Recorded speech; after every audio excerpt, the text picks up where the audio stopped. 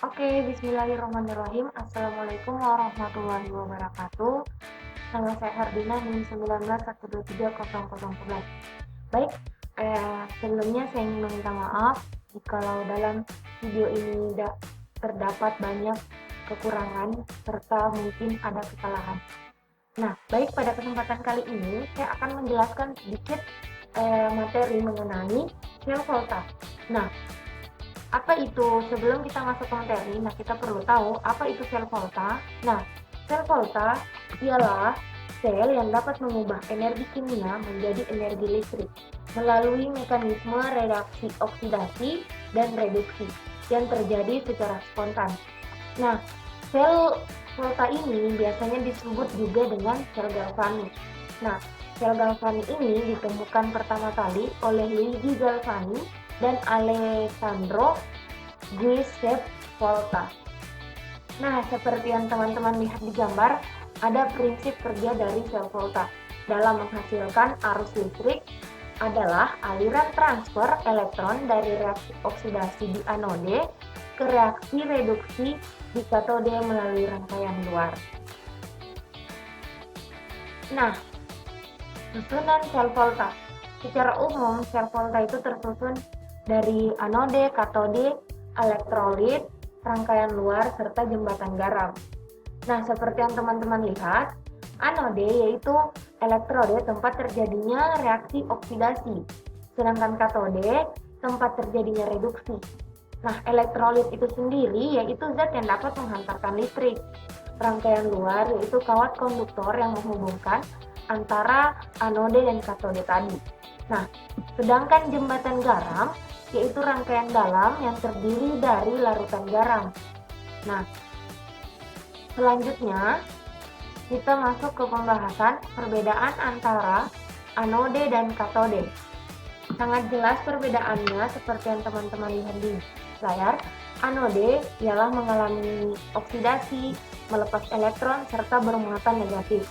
Sedangkan katode mengalami reduksi, menerima elektron, dan bermuatan positif. Nah, jadi kita masuk ke bagian notasi sel volta. Nah, susunan sel volta dapat dinyatakan juga dengan notasi sel volta atau yang biasa disebut dengan diagram sel. Seperti yang teman-teman lihat, contoh sel volta ini ada di sini. Nah, Zn ini garis 1 atau biasa disebut ini garis 1 dan garis 2 ini biasa disebut jembatan garam. Nah, apa bedanya antara garis 1 ini dan garis 2?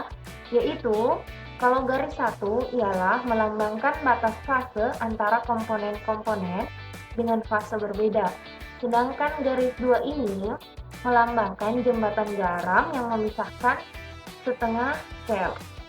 Nah, jadi kalau dia atau yang lebih dipahami gini. Jadi kalau dia satu garis, dia sama-sama satu komponen atau sama-sama satu sel, tetapi yang berbedanya kayak seperti muatannya seperti ini. Nah, oke, kita masuk ke slide selanjutnya yaitu contoh soal.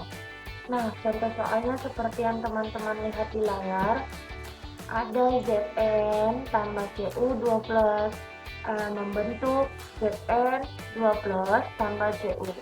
Nah, jadi ini sudah ditentukan anode dan katodenya. Nah, anodenya itu Zn membentuk Zn 2 plus. Nah, sedangkan katodenya Cu 2 plus tambah 2E.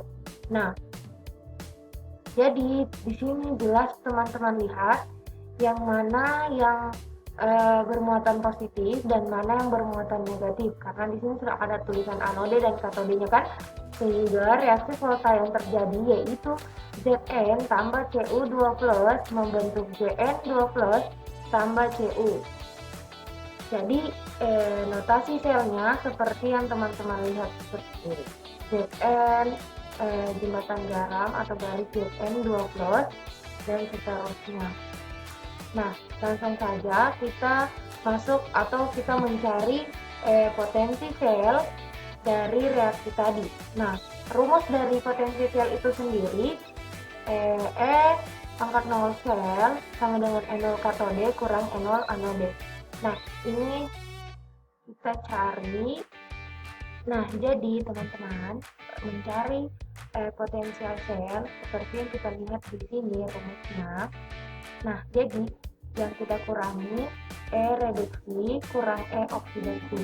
Nah, seperti yang slide sebelumnya tadi, di sini ada eh, nilai dari masing-masing anode dan katodenya atau reduksi dan oksidasinya. Nah, kita masukkan ke sini tadi. Nah, seperti ini 0,34 dikurangi ini 0,76. Nah, dia jadi plus. Nah, 0,34 tambah 0,74 menghasilkan 1,10 volt. Nah, sekian mungkin hanya ini yang dapat saya jelaskan dari materi sel volta. Billahi taufiq wal hidayah. Wassalamualaikum warahmatullahi wabarakatuh.